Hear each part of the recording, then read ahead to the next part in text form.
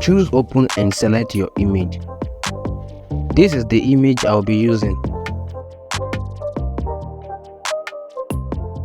I'll leave the link in the description. Drop the second image.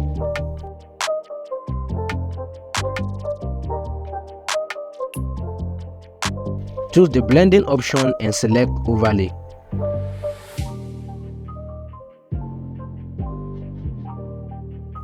Reduce the opacity. Add the layer mask. Choose the soft round brush. Then brush neatly.